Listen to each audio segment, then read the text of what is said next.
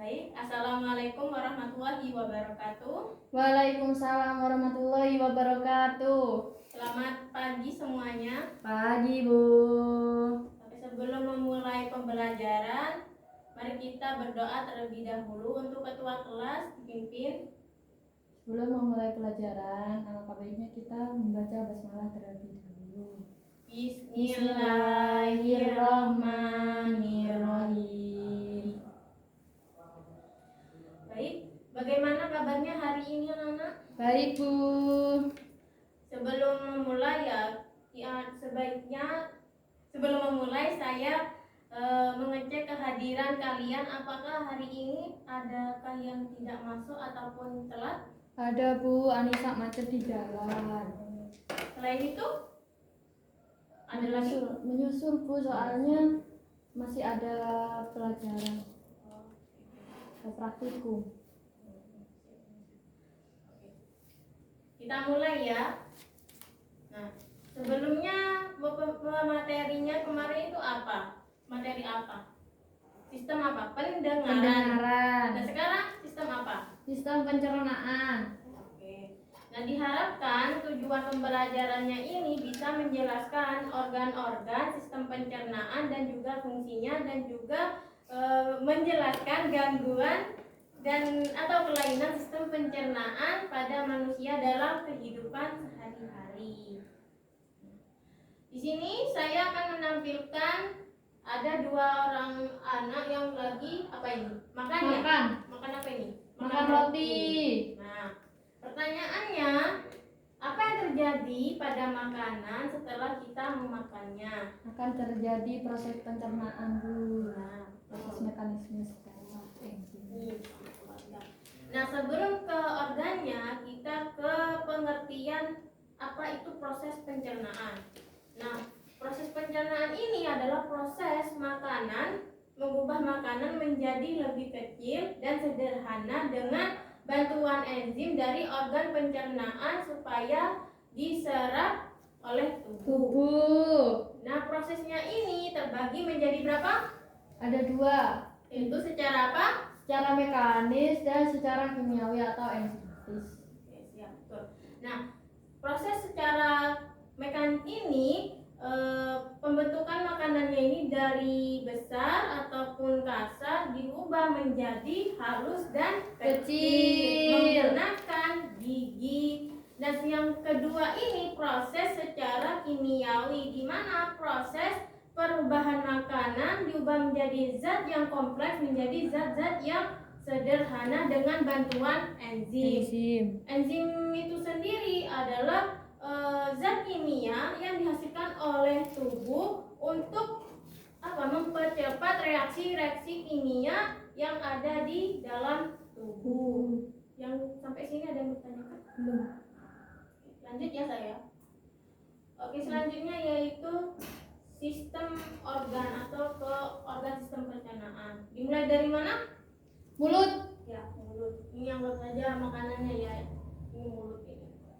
Makanannya ada di sini. Kita mulainya dari mulut. Nah, mulut itu sendiri itu ada bantuan atau alat yang dibagi menjadi tiga, yaitu gigi, lidah atau kelenjar lidah atau air liur. Sama seperti kita, bukan cuma manusia saja, mulut juga menggunakan alat untuk membantu makanan. Iya, Bu. Nah, pada saat kita makan, gigi ini merobek dan memecah makanan menjadi potongan-potongan kecil.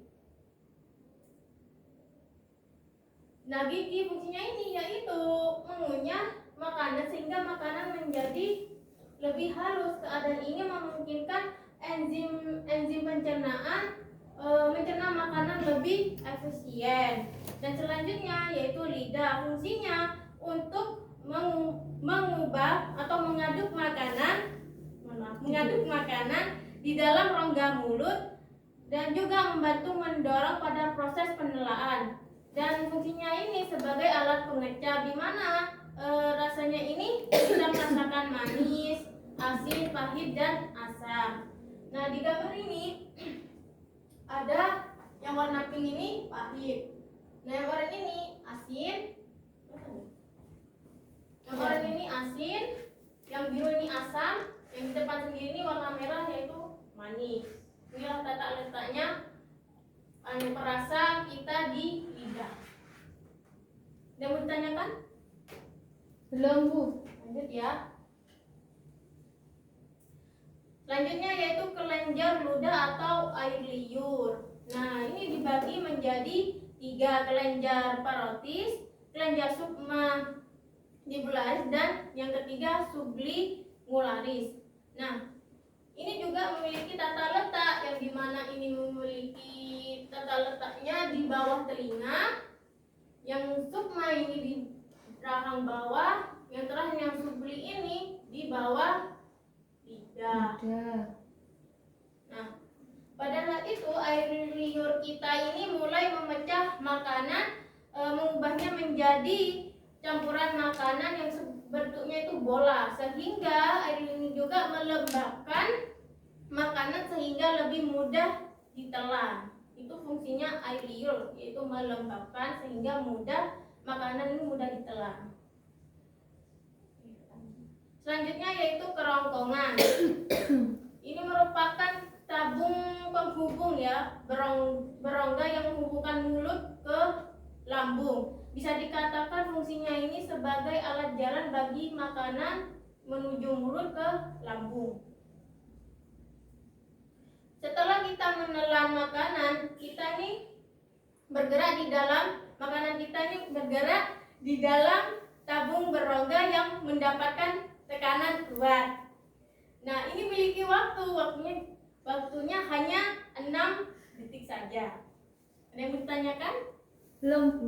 Belum menuju ke lambung.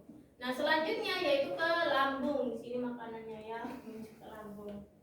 Lambung sendiri itu kantung elastis yang menekankan mencampur makanan dengan cairan lambung. Ketika campuran mirip bola berubah menjadi cairan berbusa, cairan tersebut masuk ke usus. Atau bisa dikatakan lambung ini sebagai mencerna makanan. Bisa dikatakan juga yaitu proses penyimpanan makanan sementara sebelum didorong usus halus untuk penyerapan selanjutnya. Nah, usus sendiri ini dibagi menjadi 2, usus apa saja? Usus besar dan usus halus. Oke, kita lanjut ya. Makanan yang kita pecah di usus halus ini menyerap semua nutrisi darinya. Dan juga usus halus ini merupakan penyimpanan sari makanan dan tempat terjadinya proses pencernaan yang paling panjang. Dibagi menjadi 3, yaitu usus 12 jari, usus kosong, dan usus Penyerap. Nah, 3 bagian yang membantu proses ini ada apa saja?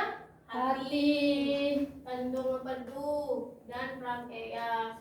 Nah, ketiganya ini melepaskan cairan untuk memecah lemak, protein, serta karbohidrat. Ada yang mau ditanyakan? Belum. Kemudian di usus besar, di mana usus besar ini mengambil semua kandungan air dari apapun yang tersisa dari makanan kita. Perjalanan makanannya ini sekitar 4-5 jam. Namun di usus besar makanan disimpan sekitar 24 jam. Hasilnya adalah massa padat atau yang disebut tinja. Nah, tinja memasuki rektum sebagai penyimpanan sementara sebelum keluar dari tubuh melalui anus. Ada yang bertanya, Pak? Oke, selanjutnya ke gangguan atau kelainan pada sistem pencernaan. Kan ini gangguan sama kelainannya ini kan banyak. Saya mengambilnya di kehidupan sehari-hari atau yang sering kita alami atau orang-orang sekitar kita alami. Yang pertama, diare. Ini diare ini gangguan sistem pencernaan yang banyak dialami, yang membuat perut terasa mulas dan juga fesesnya keras, jadi encer. encer. Baru kalau selanjutnya sembelit, baru fesesnya yang keras, dimana nih kurang sayur, makan kurang sayur sama minum air putih. Nah yang ketiga ini emak, ya yang sering kita ketahui ya dialami ataupun sekitar kita, jangan telat makan supaya tidak terjadi kena emak. Gimana rasa perihnya ini pada dinding lambung? Kalau diet Bu, Kalau diet jangan. berarti nggak boleh diet. Ya diet boleh-boleh saja, tapi gimana ya 50%. Iya, defisit kalori. Iya, defisit kalori.